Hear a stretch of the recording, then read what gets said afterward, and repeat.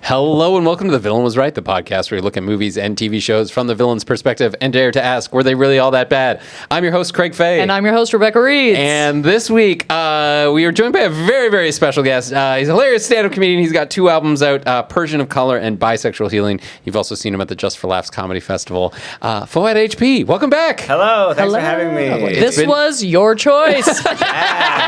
Dune. We're doing Dune, by the way. Yes. 1 and 2, both parts, because it's all one story. Absolutely. I can't believe we haven't done it yet. I feel like this is perfect for this podcast.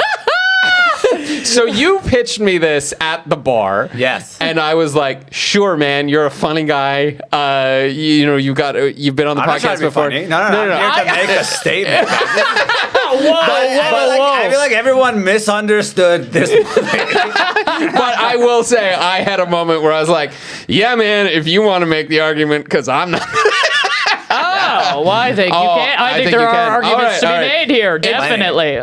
It did strike me as a hard one to make. I will say that, which is maybe why it wasn't high on my radar. It's a more serious movie, I suppose. Yeah, that's true. And there's definitely dark themes that are a part of this movie, but I think there are definitely several angles. Themes committed by the House Atreides. Oh, absolutely. Yeah. No, those people are fucked up. Yes. Okay. And we will get into that. But first, we always like to ask, though, like, what is your relationship with these movies? Like, did you come into them with like when they were released in theater, like with no expectation, or like were you a longtime fan of? No. I'm a big fan of sci-fi, and I'm always rooting for sci-fi, and I feel like often I'm being let down. Dune was one of the few franchises that I was like, all right, let's see what this is about. And like I said, I wanted to hate it. I wanted to be like, you're all idiots for liking this. This is actually bad. And it was just as good as I'm like, damn it, everyone's right. It's just as good as everyone says it is. So yeah. It's visually stunning. Yes, it is so cool to watch. Yeah, Denis killed it. Absolutely, like crushed the. Looks great. Yeah. Amazing casting all the way around. Like absolutely. Like I love a Zendaya joint. Anytime, roll her through. Like, love her. Timothy Chalamet, Rebecca Ferguson, Zendaya, Oscar Isaac, Jason Momoa, Stellan Skarsgård, like Josh Brolin, Javier Bardem, like Dave Bautista. Like you just keep going down the list, and you're like, oh, just. That guy. Just heavy hitters. Just heavy hitters all the way through. Heavy hitters front to back. Megastar. Mm-hmm. Yeah. Very good. It's beautiful. I will say, like, I have a preference for part 2 just because it feels to me like it moves super fast. Yeah. It does. Whereas the first one feels like it's setting up a lot of stuff. Yes. And it's still great. It's still really fun to watch. There's still some awesome scenes in it where I'm like, oh, there's a lot happening. Yeah. But there is, I would say, more setup in the first one than the second one. The second one feels like it's all payoff. Yes. Well, yeah, because originally it is one book. Yeah. Like the first 2 movies are one book. And the 1984 version of this, which is like an interesting cultural artifaft. Is that the David Lynch one? Yeah. Okay. Because it's not very good. Yeah. And they speed run. They speed run the story, like that's like so this took us like 6 hours to watch this whole story, and they're like, we're doing it in 2. Holy and moly. there is no sense of pacing or anything, so like splitting it into 2 movies 100% the right choice. But of course the second one's gonna be like, you like the payoff? The dessert is your favorite part of the meal? It was. Ride that worm. Okay, I was pumped up watching that shit. But guys, if you have not seen Dune or Dune 2, I'm just going to keep saying it. No reason. How red you got. I love it. It's just turned like pink. Just a little guilty pleasure. Dune 2. That's how Denis would say it. Yeah, love it. It's pretty complicated. I'll try and do this as quickly and succinctly as possible. So we have House Atreides. They're like they live on this like water planet essentially, and there's all these high houses that live. Caladan, I think the planet's called. Yeah, and they all live under this galactic emperor, and then they're Padishah Shaddam. Yep. Okay, you know all the names. Yeah. Or I'm just gonna point to you. I'll just introduce subject. Because you read the book too, right? Yeah, actually, okay. So, I read the books after I watched the movie. No, but that's still the dedication. Every time I talk to somebody about the book, they're like, I tried. I tried to read it and I couldn't get through it. That's crazy because I thought the book moved faster. It's like a tome. It's dense. Yeah. The copy I have is 800 pages, and I flew through it so fast. Yeah, this is making me want to read it. It's a good book. It's a really good book. This is making me want to read it. It's very well written, very accessible, and like you can blow through it. And there's not a lot of like meandering. Everything is like moving the story forward. It's so well done. Fair enough. Okay. Yeah. All right. Anyway, well, so I mean, if you want a good recap, read the book. But I'm going to try and again do the 1984 speed run of this plot. So we have the Emperor basically says like Harkonnens. They're running this planet that's called Arrakis. Its nickname is Dune because it's a sand desert planet, and in there they have the spice melange, which is magic pixie dust, but it's essential for interstellar travel. So it's oil. But it's also drugs. It's also drugs, Yes. which if you do oil right, also a drug.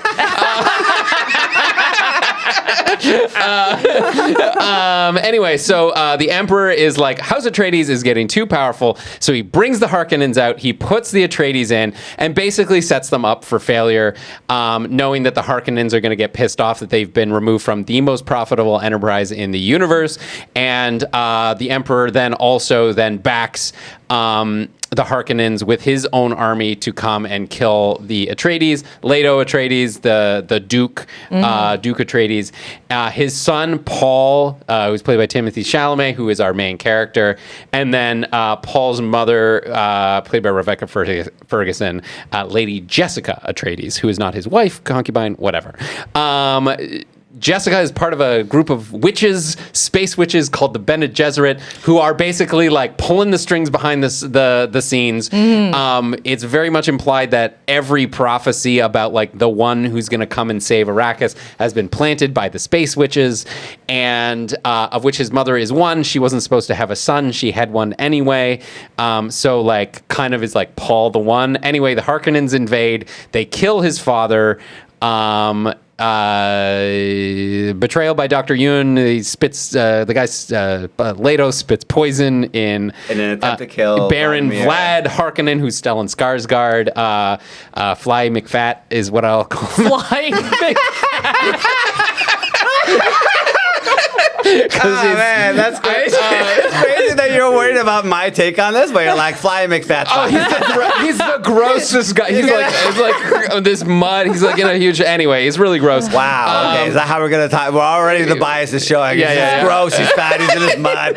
But please tell me. Anyway, so the Harkonnens take back over. Paul and his mother barely escape. There's a guy called Duncan Idaho in there who does some fighting for them at some point, and I think that's pretty much the end of the first movie. They go and they stay with the Fremen, who are the desert people. Yes. And the natives of Arrakis, native Dune, and who have been sort of a pain in the butt for anybody who's trying to mine the spice there, because obviously they don't like their place being taken over and mined and them being killed for it. So we discovered that their society is much, much larger than anyone really ever thought. Paul and his mother learn how to live in the desert and be desert warriors to fight against the Harkonnens, who are back. Paul becomes a Fedaykin. Yeah, the Fedaykins. His mother gets basically drinks the water of life, which is sandworm blood, I think, or bile, or some liquid that comes from a sandworm. I don't know where exactly. They never tell us. They show him getting it out, but it's gross. And she becomes like the Reverend Mother, but like also very heavily implied that she is working to make Paul, her son, the guy who's like gonna come and save Arrakis. Paul, meanwhile, is like, I don't want to go south, because if I go south, a holy war is going to start and billions of people in the universe will die. Anyway, his hand is kind of forced and he goes south anyway. And he rallies all the religious fanatics in the south to like basically ride worms in and destroy the Harkonnens. And the Emperor's there at the end, and he basically is in love with Zendaya the whole time, who's like helping him. And Javier Bardem is like, this is the one. He's the one. He's always the one. And like, Al-Ghaib, yeah. And then at the end, Paul marries the Emperor's daughter, who's Florence Pugh, just out of nowhere, and Zendaya is not happy with it. And the Fremen all go to do holy war on the rest of the universe. I think.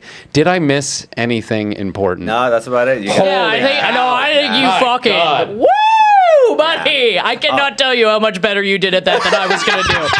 Holy shit, that would have been bad if I had to try and do that. Yeah, you got Oh my god, I'm like, it's pretty. It's a pretty movie. Oh, and they ride sandworms at a certain point, which is very, very essential. Yeah. I think the one thing is he marries Princess Irulan because she's the princess of the Emperor, and that will give him like the throne essentially. Yes, it's a political move. It's a political move, and she's also Bene Gesserit. Yes, and that's his heel turn. Yes. That's when you really start seeing that he's actually a bad guy. Like we've been watching the villain the whole time. Have we? Someone should do a podcast about that. Yeah. It sounds like my job is done.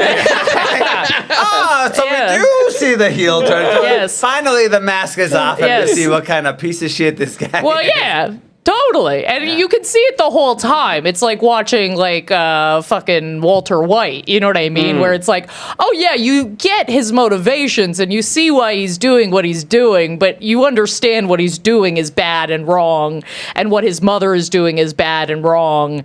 And like basically all these fucking space witches are just trying to eugenics their way through the fucking universe. Oh, not trying. They're doing it. They're doing it, yes. Doing it. Yeah, they're doing it. So it's like, yeah, this whole thing's fucked. You can't be doing any of this. This is crazy. Absolutely. And none of this would have happened if my sweet, innocent Harkonnens had...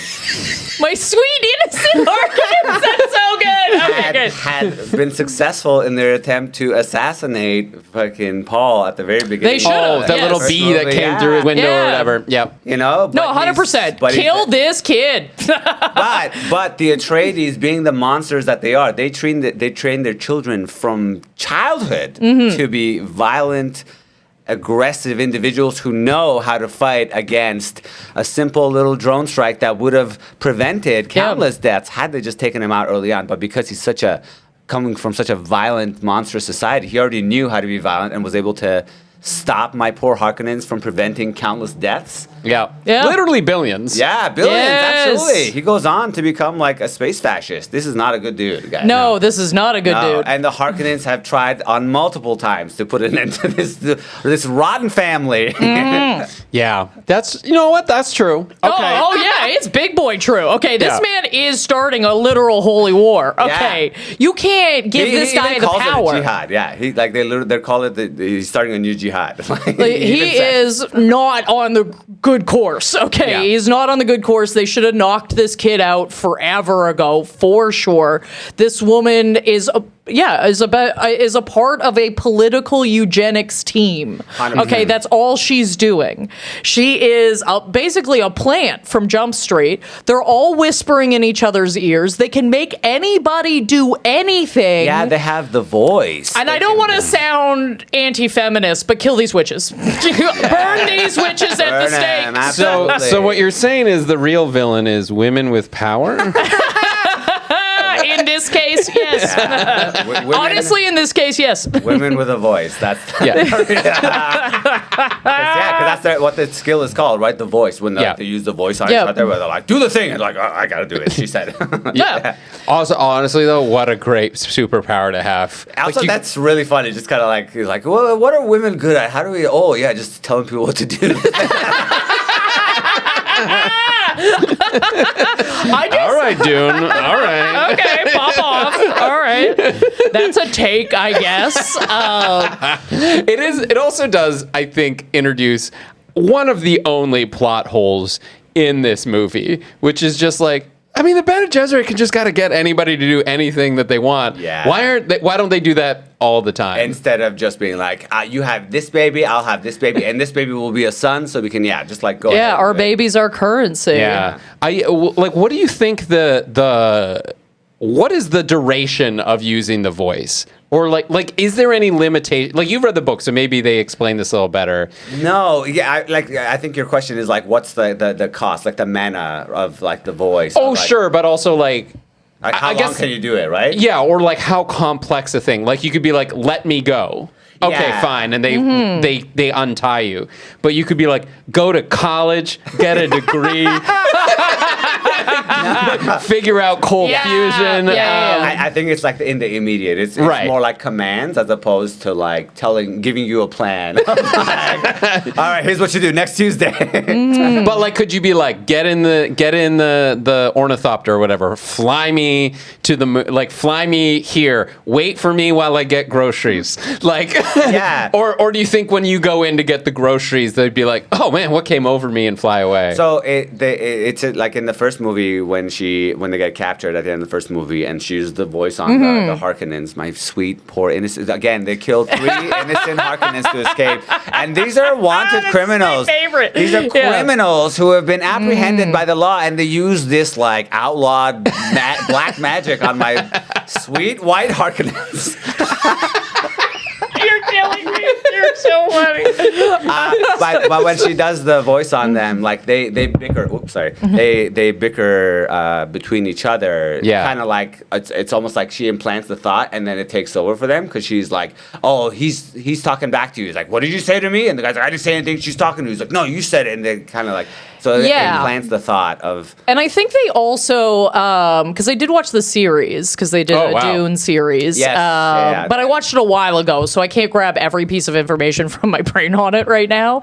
But I think some of it, too, is that they also move politically in the sense of they don't just command you to do something, they give you rumors. Yeah. They tell you what's going... Oh, I heard this from my other sister. Like, it's kind of... They also plant it just in the way a human being could plant an idea in somebody if you just kept repeating it enough. Yes, yeah. They use everything within their scope to move whatever they want to move. Whatever chess piece they want to move, they will do that. Yeah. I when they say that the main Bene Gesserit is, quote, the truth sayer to the emperor, I was like, listen, man, at the point at which you are calling somebody a truth sayer, yeah. if you gotta say it, the lady doth protest. Right? Yeah. It's like, I'm the safe man.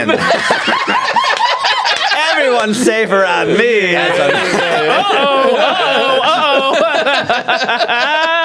Yeah, you've gone beyond advisor or totally. Consultant to the emperor. You're like, nah, man, you're gonna listen to what I say. Yeah. You're gonna do it. So you're pegging the Bene Gesserit as like the main villains of this thing? Absolutely. They're the puppeteers. Yes. They're who is actually in charge here. Everyone beneath them thinks they're in charge, and they're not. And everything they do is calculated. Like literally, no part of their life is like them being a person. It's like being in a room with a comic who is always like running bits, and you're like, can you be a human being for 1 second? And it's like, no, I'm this forever. You're like, this is exhausting. This is exhausting. Oh, that is too real, dude. I was talking to somebody. You know who you are. Oh, yeah. I was talking to somebody I hadn't seen in genuinely, and I used to see this person all the time. Like every week I would see them. I hadn't seen them in like 4 years. And I sit down next to them. I'm like, oh my God, hey, like what's going on? How's your life? And they're like, let me run a bit by you. And I was like, no, what's going on? Yeah. What the fuck is happening? And then proceeded to run, of course, the worst bit I've ever heard in my entire life in front of me. Them just sitting there and being like, listen, I got this new bet. So fear is the mind killer, right? No. Like, stay with me, right? Like, fear is the mind killer. It is the thing that I forget the rest of the quote there. Yes. Oh my God, it's tragic. I do love the quote where they go like, what's our plan? Or sorry, what do we do now? And they go oh, we don't worry, we make plans. Yeah, we don't worry, we plan. I think it's like it's fine. And I do, by the way, I do also love about this movie because I was trying to explain the plot to Kat, my fiance, and she was like, so is this just a kind of a the one story? Like Paul is the one and becomes the one and then saves it? And I was like, kind of, except they make it very clear that the Bene Gesserit have planted the idea of the one Yes. Yes. in everyone's head, and that they explicitly say and even show that they have more than one candidate. Yeah. Because what's his face? Elvis, Austin Butler. Fade Rotha. Fade Rotha. They're like, he's a psychopath, but we can control him. And we can, Yeah. and like maybe his kid could be the one sort of thing. Yeah, Yeah, and they're like- And they set that up. They Yeah. set Bene Gesserit to be like, all right, go like seduce him because you're gonna have to bang him and have his kid and make sure it's a son if it happens. Yeah. They can also control that, right? They Oh decide God! Can And- you imagine a job like that where they point to that man and they're like, "You need to bang him," that. But not and just he is bang gonna hold him, a yes. knife to your neck the Yeah. whole time it's happening. That's right. Jesus Yeah. Christ! No, that's yeah. That's not a great guy. No, and it's not a good day in the office. I'll tell you that. You go home, you have a few beveraginos after that one. You're like, you know what? I'm gonna give this kid a little fetal alcohol Yes. syndrome. I think we gotta calm this kid down. Okay. It's like, I love it. It's like, listen, the Bene Gesserit cast list has come out. You know, they posted it on Yeah, the they door. posted it. It's like, oh Damn God, it. I hope I made it. And it's like, oh, I get to be with Oscar Isaac. Oh, great. next. Oh, I get to be with alopecia Austin Butler. Fuck. Yeah. Live my life in a black and white world. Yeah. Those shots looked sick, Absolutely. though. They Very made stunning, him like yeah. the whole thing looked amazing Yeah. and so villainous and just like Oh, yeah. perfectly shot. Under, what do they call it? He The Black did Sun? that. Is that Yeah, the... I think they had the black. Yeah. sun, He did the damn thing. I Yes. believed he was fucking psychotic. Yeah. I Oh, was no. like, that guy knocked it out of the park. Yes. I- Austin Butler killed it. In all seriousness, Austin Butler in this did something so amazing where it's like for the whole first movie, we've got Stellan Skarsgård as like And Batista as Raban. yeah, Yes. as the main Harkonnens. And Stellan Skarsgård is largely talking like Stellan Skarsgård, where he is a Swedish man who's kind of mumbling through everything. And there's for sure And making it characterization. a little bit raspy, like rah, rah, rah. Yeah. Like the throaty singing. That Exactly. yeah. So he's making choices, but then Austin Butler comes in the second one and has clearly made the decision to talk like Stellan Skarsgård. Yeah. And you could sort of see like, oh, he's doing like a gravelly Swedish accent and being like, oh, he decided that's how Harkonnens talk. Yeah. Yes. And then everybody else kind of adjusts to do the same way, and it works so much better than like, and it works fine that Batista isn't doing it because Batista ends up being kind of the idiot. Yes. Yes. Yeah, You know. he So is it makes like sense the way he speaks. Like Yeah. that totally tracks. Yeah. Yeah. He's very like a doy. Yeah. There, Raban. Enjoy your racket.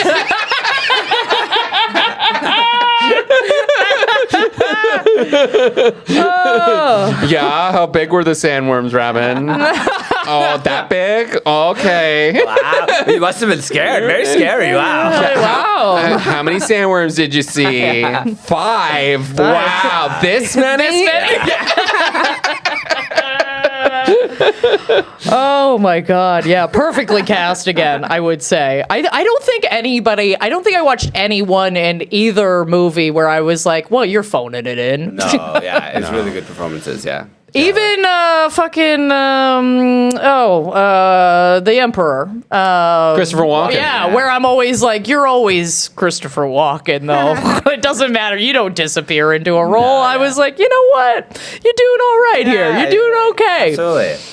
Oh, I mean, I'm Although, sorry. again, I know Severance really saved it for me. Yeah, I yeah. thought he knocked that out of the park. No, but I also think that for the longest, his Christopher Walken was a villain face. Like he's, Yeah. he's yes. if anything, he's Yeah. softened in old age. But 100%, yeah. for the longest time, it's like if you wanted a sharp-faced guy who could play nothing but villains, you went with Christopher Walken. Yeah, that's Yeah. fair. You He know, does, so he like does give him a being bit. He the does give emperor is villain. like Yeah. For a long time, he played a villain, like True Romance, who's the villain. Yeah. In that. Batman Yeah. 2, Batman Returns. Yeah.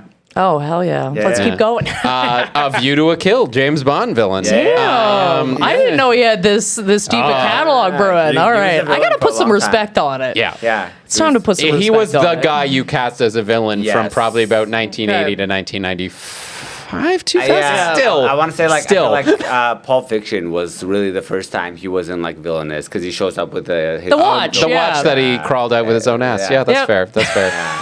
But okay, back to the Back to it. The Harkonnens, yes. The Harkonnens. One, okay. You failed to mention that Paul Attredies is actually the grandson of Vladimir Harkonnen, and that means Jessica, his mother, is Vladimir's daughter, and that means that Paul kills his grandpa.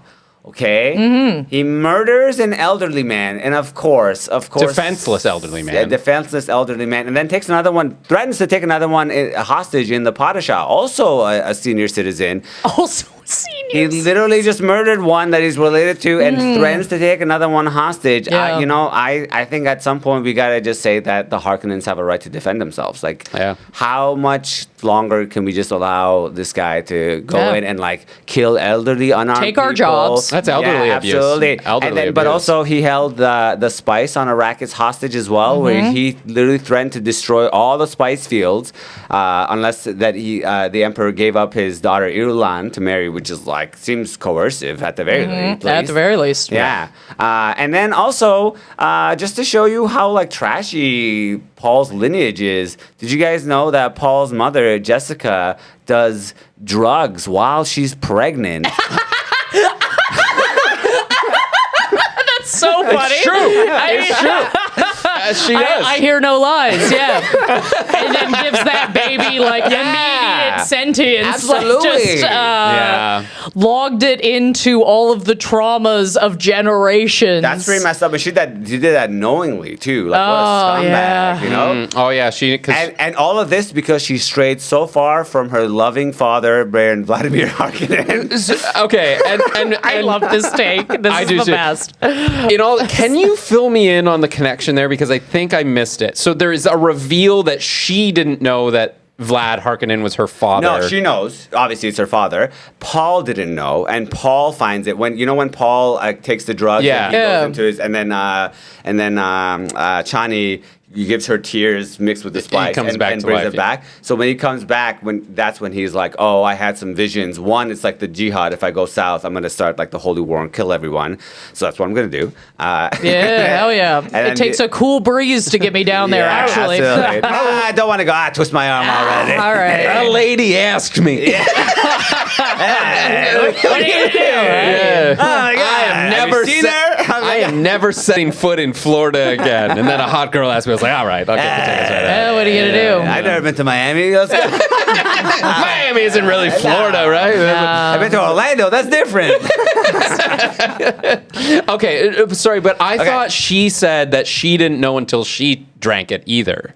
No, I think she knew. Okay. Because it's her dad. Like she's. Yeah, and that's what I wasn't sure about. Like, how did she's just like Bene Gesserit and like, so don't worry about it? Yeah. She basically just kind of like kept it under wraps to be like, because the Harkonnens aren't like well-liked individuals. Right. I don't know why. I think probably because of their fashion choices. Like, like. Wow. Okay. No, I mean, cultural differences are a thing. You can't just be like, oh, they're wearing garbage and live in mud. Literally that's not garbage mud. bags. That's actually moisturizing cream. Okay, just because it's black doesn't mean okay. Jesus Christ. Is that how your mind operates, Craig? Like black bad? Get him. Black bad, white good? Because it's just black liquid. Now you're trying to have it both ways. No, I'm going by Gotham High School rules. Okay. Right, where it's like, oh man, like clearly you're dressing all in black and like sitting at a different table because you want to set yourself apart a little bit. I'm not saying good or bad. Okay. I'm just saying like maybe that's why they're not liked. Okay. You know what I mean? Like they're not following the fashion trends of everybody else. But should they have to conform? I'm not saying they should. I think Harkonian society is very unique and has like a lot of interesting culture that they should be allowed to explore. Why should they be forced to, conform to the Padishah or the House Atreides beauty standards? Yeah. Here you are talking about, what is it? What did you call them? Fly McFat? Shame. That's, and actually in Harkonnen society, it's a sign of great wealth to be a little on the heavier side because it means you can afford to eat a little bit more. True, so here true. you are knocking cultural practices. I am. Yeah, I absolutely am. And then you got like fat phobic House Atreides who are all rail thin. I'm like, what is it? Do they? Timothy Chalamet, a strong wind could knock that boy over. Holy moly. You could always tell when it was a stunt double because he had a butt. You were like, hey, there it is. Hey. Okay, so all right, you're Team Harkonnen. You're saying I think the Harkonnens are just like the Padishah's greatest ally. So, Pasha being the emperor, right? Yes, yeah. Okay. Yeah, No, sometimes they're... Also, you know what's funny? All these terms are from Islam. Padishah. Are they? Yeah. Okay. I mean, jihad, obviously, but like Padishah is basically means like king of kings in Farsi. But I'm sure, because Shah means king and Padishah is like Which king is of kings. so interesting to me, and maybe I'm wrong, but I find it so funny that Timothy Chalamet is Paul. Yeah. It kills me that his name is Paul. 100%. Yeah. It just makes me laugh so hard. I'm like, that's so, because normally, you know what I mean? If you got all these crazy names going on and all these interesting last names and these families and all this kind of stuff. And then there's Paul. Yeah. and that's my mom, Jessica. Yeah. Anyway, here's Duncan, Idaho. Oh God, yeah, Duncan, Idaho. Like to drop a Duncan, Idaho in there. Like I have this. Like this is a real sentence that describes this movie where Paul Attredies, you should now be known as Muharadib Usal, the Lisan Al Gaib, I'm butchering this, but like the rider Mahdi. of the Shahalud, who shall be known as Mahib when he comes to be prophesied by the Bene Mahdi, Gesserit. the Mahdi. Also Duncan, Idaho. Yeah. It's such a... Yeah. And the Mahdi also, which is what is like the chosen one in the Fremen culture, which Paul also is the 12th Imam in Islam who signals the rapture. When he went missing. Oh. Like they have graves of all the other prophets of Islam. I think there's 11 of them, and then he's the 12th one. And when he returns, that's when like the world ends. I didn't know. I had none of that knowledge. So and that's what they're talking about, the Mahdi. Like that's what they're referencing, because all of this stuff is from Islam. He literally went to, I think it's like, was it Libya or something in the 70s on like some job that he got, and like studied the ecology there, and also like the Libyan culture, because like also Libya gets crazy hot because it's most of Libya is in the Sahara Desert, and they have these buildings that they build the buildings into the ground, and they have like openings.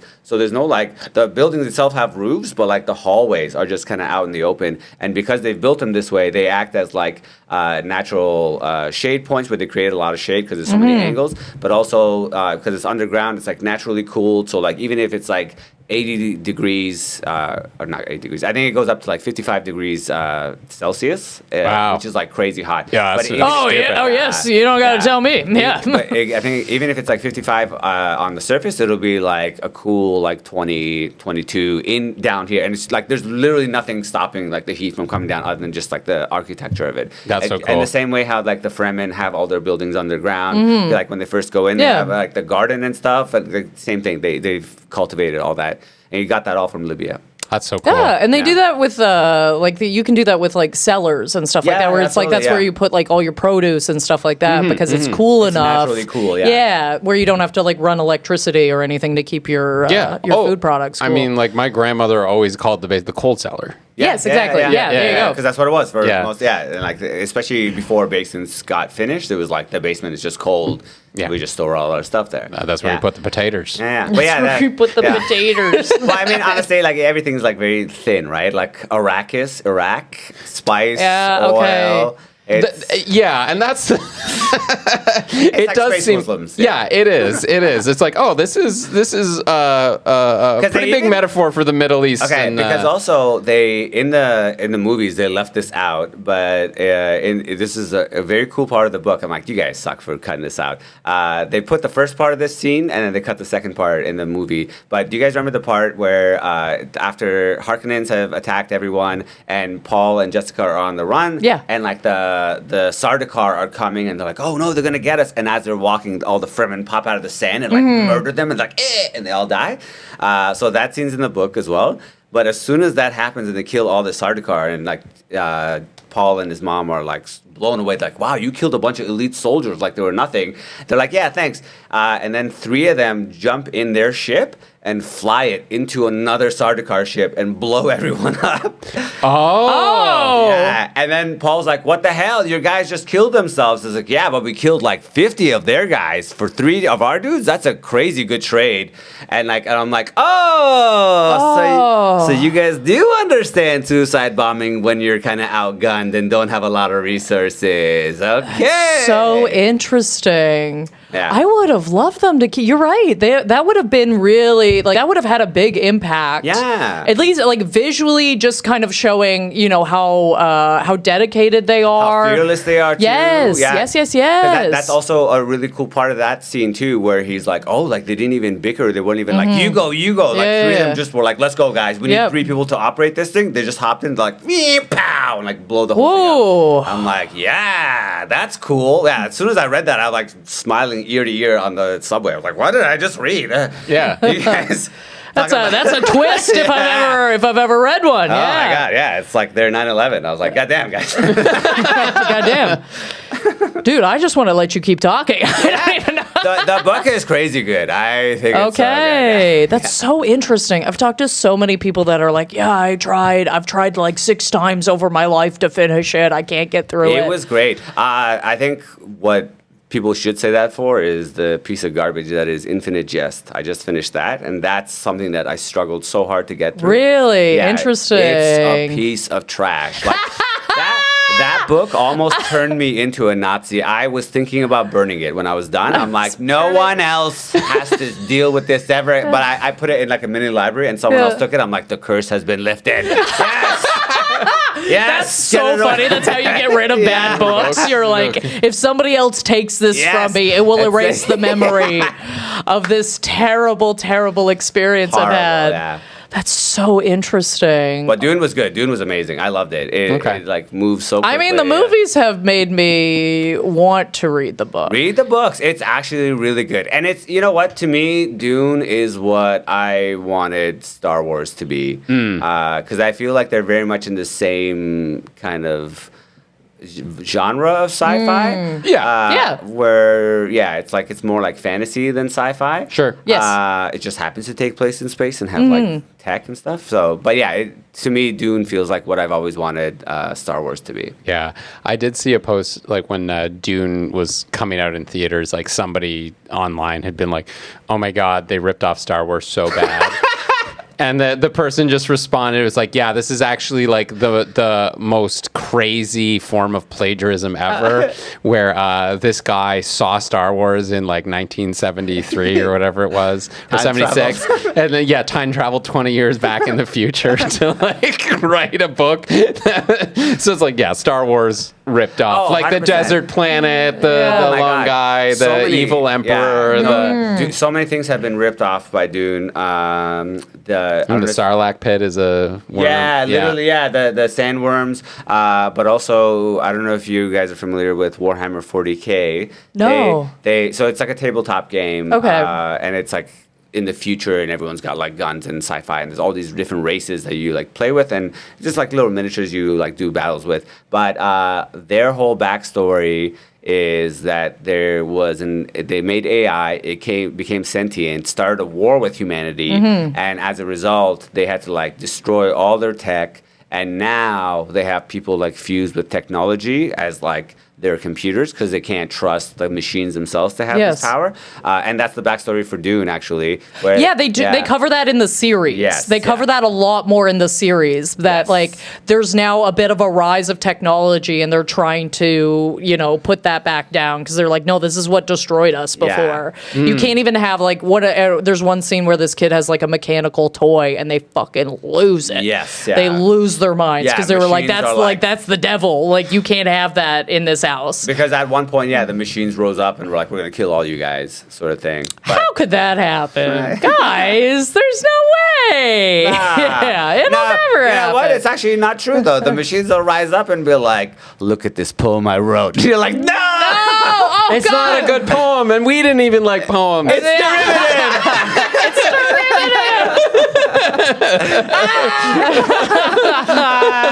No, somebody wrote me a poem.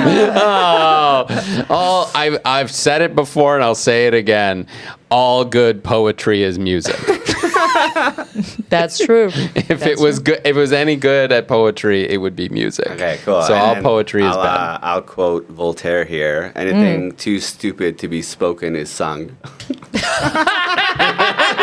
Okay, all right. Well, I guess you've got an option there, listeners. Who are you going to listen to? Me, your beloved and trusted host of this podcast, or some guy you've never heard of called Voltaire?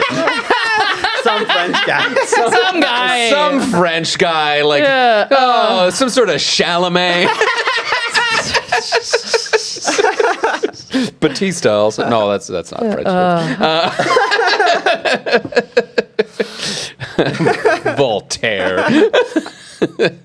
Just casually. Too good. I think another thing we should point out too about little Paul Attredies' little jihad here is that he uses nukes. Yeah. He's like we found out where they were stored, and he goes and he steals them, and like the way that they get into, I guess, the Emperor's compound or whatever at the end is they literally blow up a mountain. Yeah. So that the sandworms can get in from that side. They nuke it. Yeah. And you're like, oh, it's not great environmentally. Yeah. Absolutely. Not very, not good for it. Probably the environmental damage is going to be, for generations to come. Yeah, just their whole thing. And just speaking of their commitment or willingness to go so far with these weapons, also, I want to say that even though it's against intergalactic law, House Atreides used gas to kill a bunch of innocent Harkonnen house members and attempted to take Vladimir Harkonnen's life as well. Oh, yeah. When the Harkonnens are only using, galaxy-approved, Empire-approved munitions as opposed to gassing people, which has been illegal for a long time, okay? Yep. We know that's an intergalactic war crime. Yeah, I also that whole scene where the doctor has betrayed them. I'm like, that doctor, you're dumb, right? I was sitting there the entire time when, like, the first time I watched it, when he was like, no, but they have my wife. I'm like, buddy, you're going to get murked in, like, the next 5 minutes. Are you fucked? Like, are you insane, dude? That's such a crazy move to pull. Oh, the men that are torturing my wife, they said if I got you, they'd release her. I don't think so, man. I will say that's probably like the one innocent victim of the Harkonnens, but war is a dirty thing. There's lots of casualties and collateral damage. So who needs more doctors? Yeah, no. Who needs? Honestly, I blame House Atreides for using that doctor as a human shield in the first place. Oh, Jesus. I put the death of every doctor on House Atreides. Yeah. He also seemed like more of a witch than a doctor. I'm not going to lie to you. I don't think he went to 7 years of school for that. Absolutely. And I'm pretty sure I saw a picture of him one time with like a House Atreides knife or something. And I'm like, was he really a doctor? Or was he just like a crazy homicidal dude who just pretended to be a doctor? People do that. People do? People do that. People pretend keep to be getting doctors. caught. Sorry, they keep getting caught doing what? Pretending they're doctors. Yeah. And they just kill so many people. Finally, somebody's like, hey, wait a minute. Yeah. We should look into this. And they don't have a medical license. They don't have, there was a nurse that did it. Yeah. Or she pretended to be a nurse. They didn't find her out until she got a promotion. Yeah. And it used to be way worse in like the 80s and 90s before people. But like also, it's really common now with plastic cosmetic procedures. Oh, yeah. So come to my house and get lip filler. Yeah, or BBLs and stuff. But like they're injecting like literal like olive oil into your butt. Yeah. Yeah, I've heard someone like it's like construction silicone. Or it's crazy, but it's like supposed to be so much cheaper, right? So that's how they get people. They're like, oh, you can't afford like the 10 grand for a BBL, come to me for like $500. But like you're just jeopardizing your health. Yeah, Do some squats. You'll be fine. It'll be fine. Pay the extra money, you know? Yeah. I don't think you need. Like, everyone is perfect, you know? Despite Craig's earlier comments, I will say everyone's perfect. You're good. Absolutely. And I don't care for throat singing either. Wow. Wow, he just did like the Harkonnen version of Ching Chong. Man, that was crazy. That was crazy, dude. That was wild. I love that I've become the villain of this podcast episode. No, I actually love all the music. Oh, it's yeah. So like it, I just feel like it sets it up. So it gives me chills every time. I'm like, ooh, like I feel that in my spine. You know what I mean? Not a lot of music you feel in your spine. When he like rides the worm for the first time, and you're so like, good. The music comes up and like the sand is blasting over him and stuff. Such a sick fucking it's a scene. sick scene. Visually stunning. Yeah. Like this it really reminds me of like Mad Max. Like the first time I watched like the reboot of Mad Max.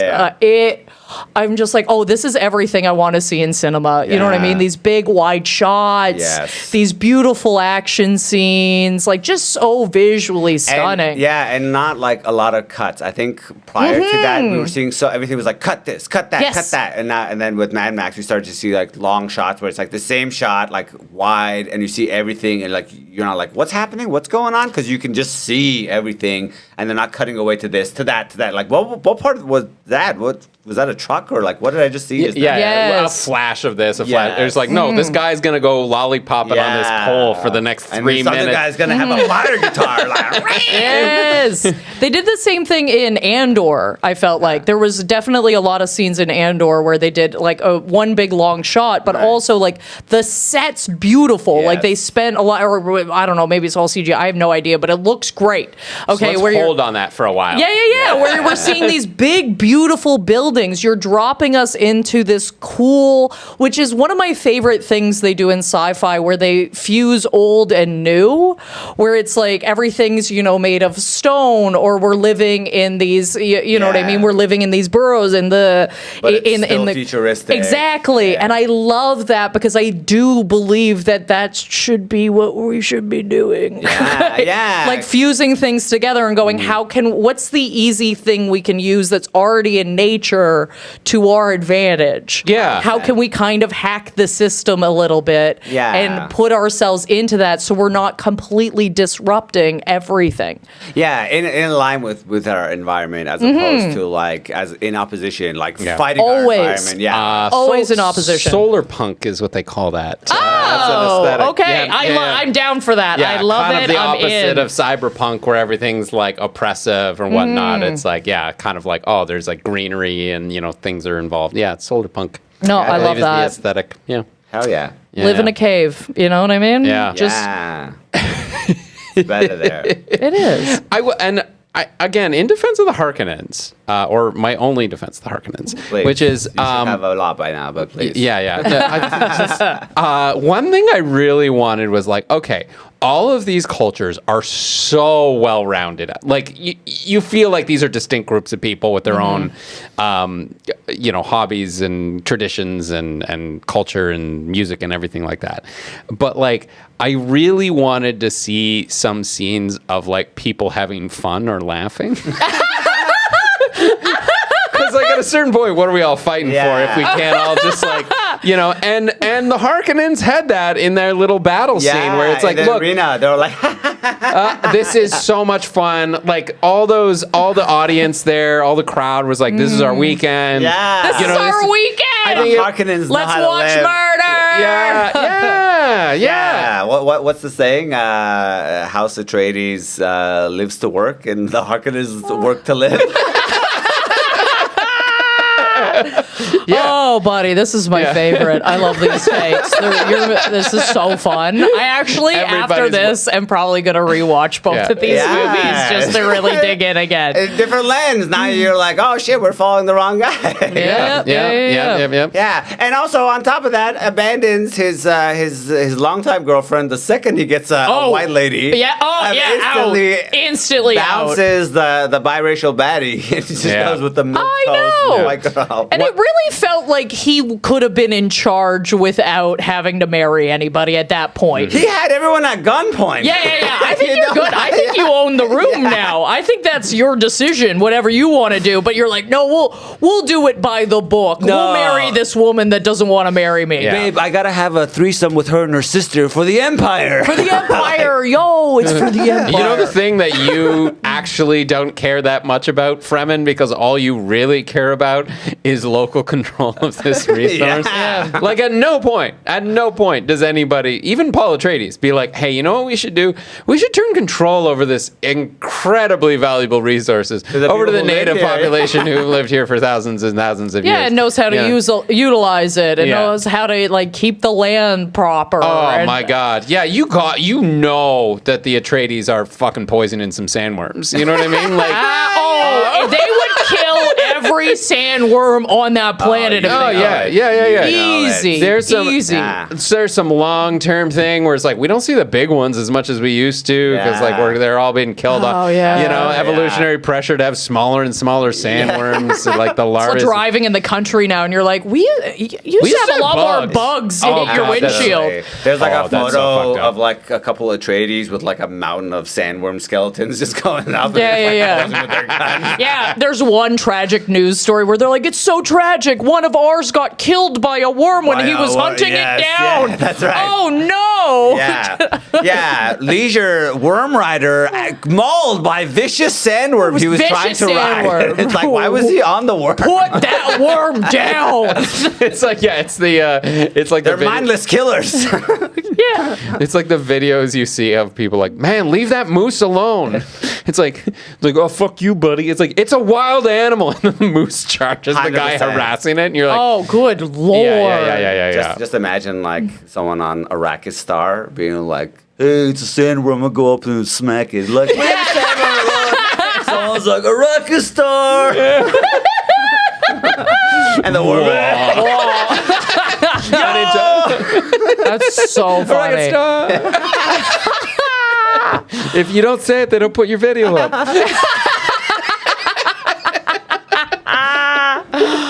Oh my God, this was a lot more fun than I thought it was going to be. This was because I was like, this movie's so serious. But this was great. Do you guys have any closing statements you would like to say before we get to our rankings of the villain? I will say that I feel like the Harkonnens got an unfair shake. And, just like life, people who have skinheads and white skin often getting an unfair shake. Jesus Christ. I'll just say there's the Bene Gesserit. The universe would be a better place without the Bene Gesserit. Absolutely. They are really the heart of the whole problem.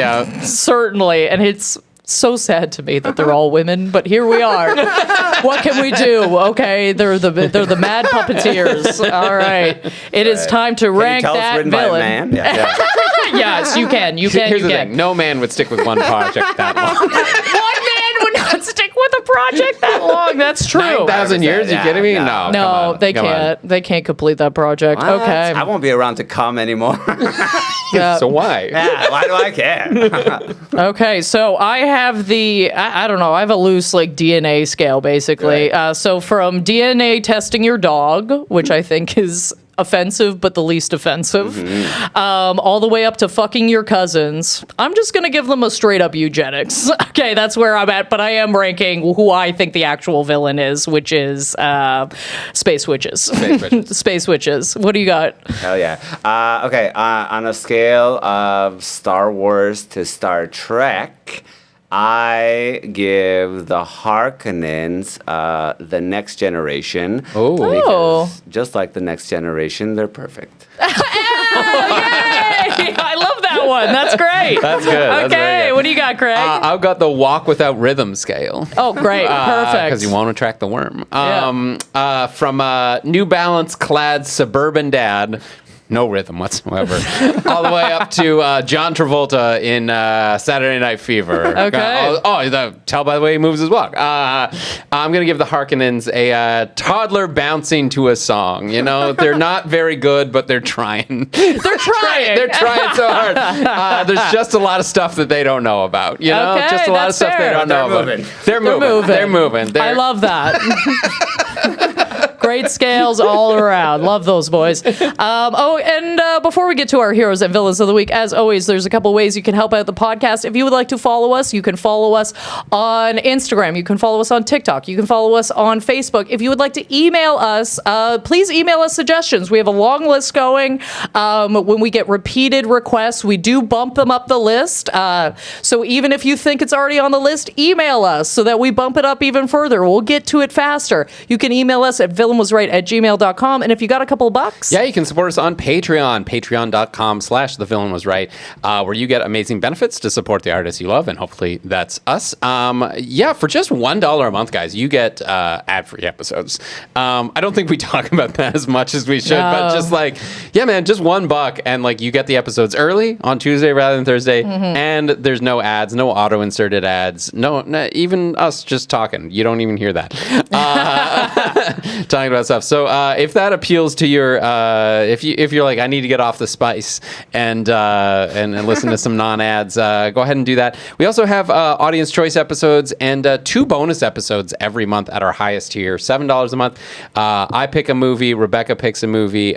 This month it was I picked Superman, the 2025 Superman, which is great, and you should check it out. It was so good. And Rebecca picked the 2025 War of the Worlds with Ice Cube, which is one of the... We could not stop talking. We couldn't stop talking. We had to cut ourselves off because we wanted to talk more. I've only seen the memes, and it looks crazy. Yep, it is crazy pants. It's crazy pants. So if you want to check that out, patreon.com/thevillainwasright. And thank you to everyone who's listening, everyone who tells your friends, everyone who rates and reviews us. It helps the algorithm, so thank you so much.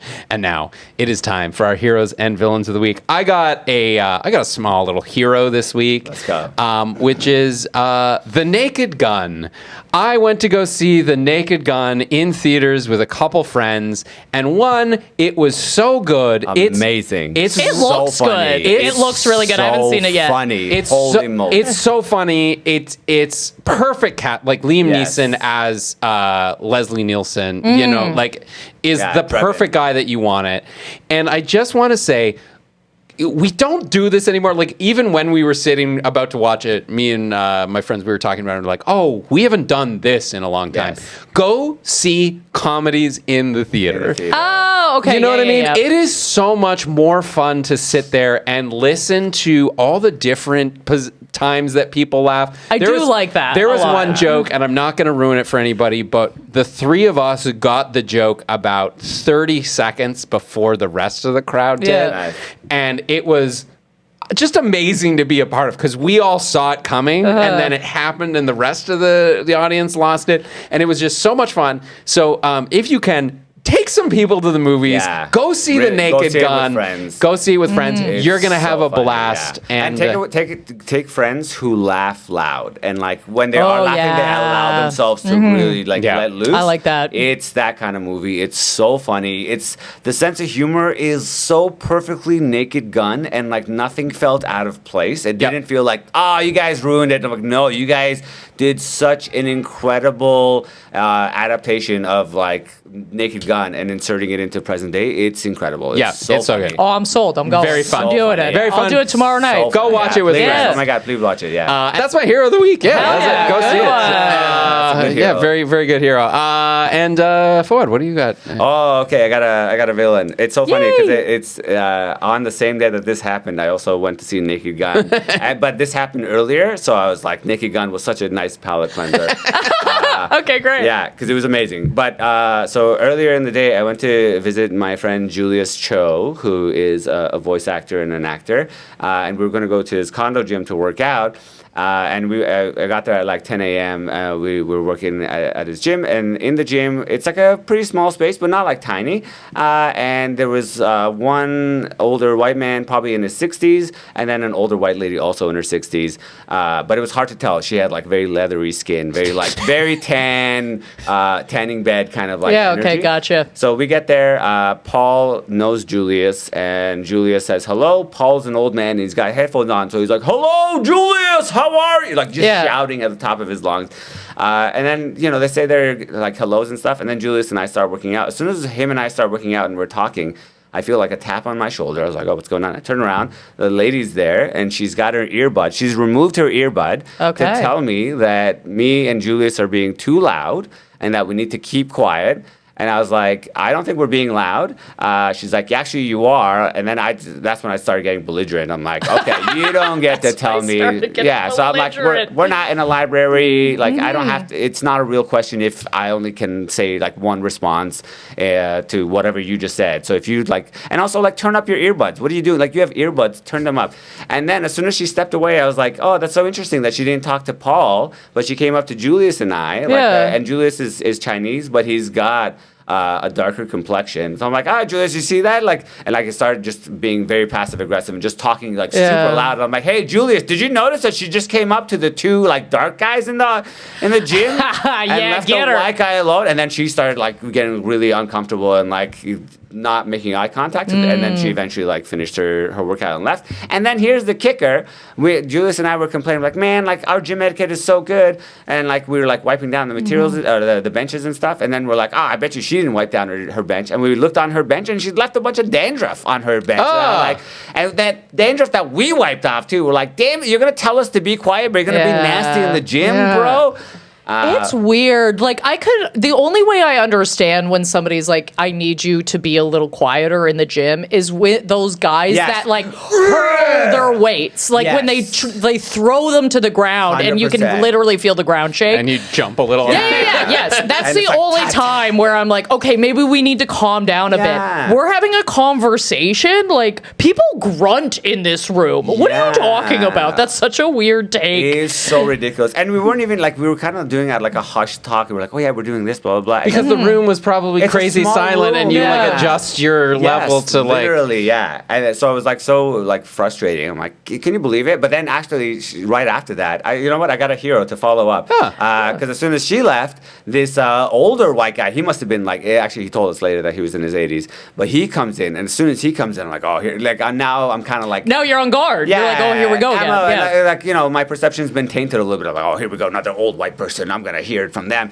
He comes in, sees us working out, and he's what are you guys doing? And I'm we're working out. He's no, can you show me? So we show him the thing we were doing, and he starts doing it, and we're repping it out for him. We're 8, 9, 10, nice. And then he's 2 more. I'm shit, so cute. And then he's you guys like AC/DC and starts playing.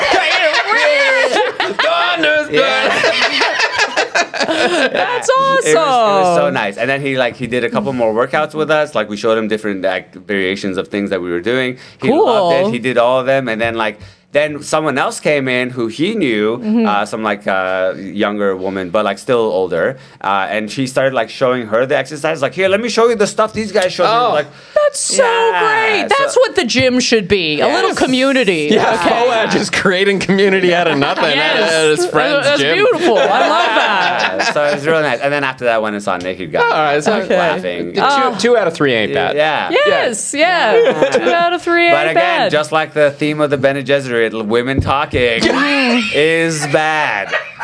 We need to. How do we curb this? So funny. So funny. Foad is an ally. Yes, he is. He is an ally. I'm queer. I'm queer. I don't know if that's clear. Oh God, I have a story where I think I might be just a slight villain, just in the eyes of the people anyway.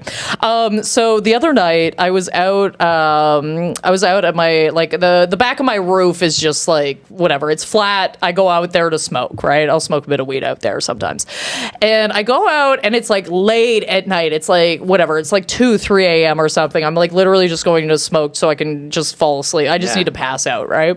So I'm out of the back back and I'm smoking, and I see one of my neighbors, like their buildings out back there anyway, and open the door and they're coughing and all this smoke's like barreling out of this building. Okay. And I'm watching it and I'm like, oh my God, like, is their house on fire? Like, what's going on, right? So I'm standing there and I'm watching this all happen, but then he goes back into his house, but then like the door's still open, so there's like these huge billows of smoke still coming out.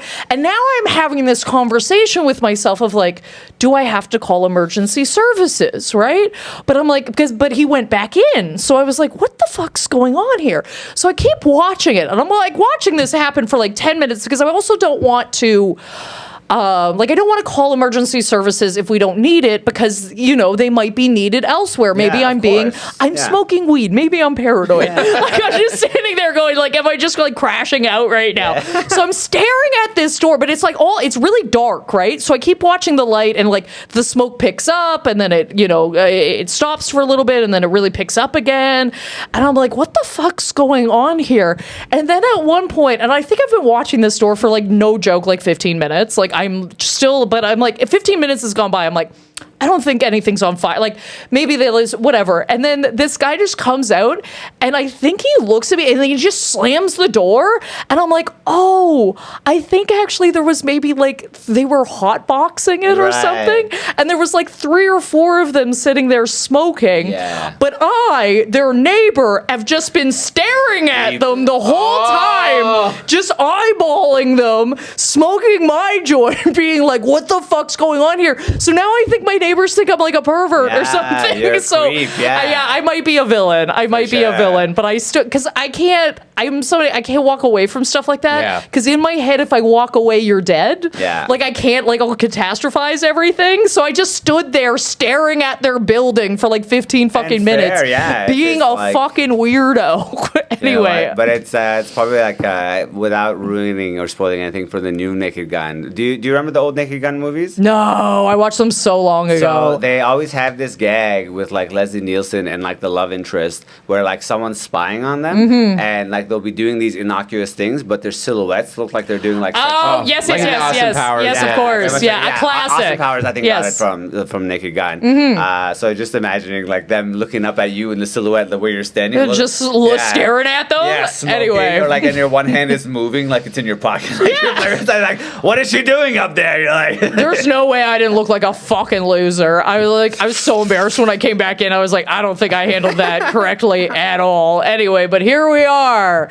Anyway, that does it for us, team. As always, you can follow me at Rebecca Reads on any platform of your choosing. Foad, anything you wanna promote? Yeah, you can find me on all the platforms at Foad HP, FOADHP, and my first feature film, Strangers in a Room, is available on Tubi. So hell yeah, dude! I didn't know that. Yeah. Sick! Congrats! Yeah. Hell yeah! That's awesome. It's amazing. Yeah, check that out.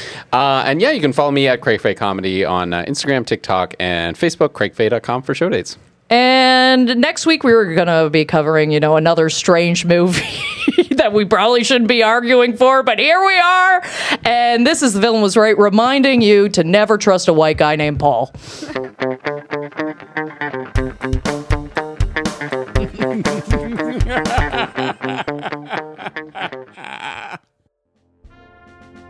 The Villain Was Right was produced by Andrew Ivimey for the From Superheroes Network. For more great podcasts like this, as well as YouTube series, webcomics, and so much more, visit FromSuperheroes.com.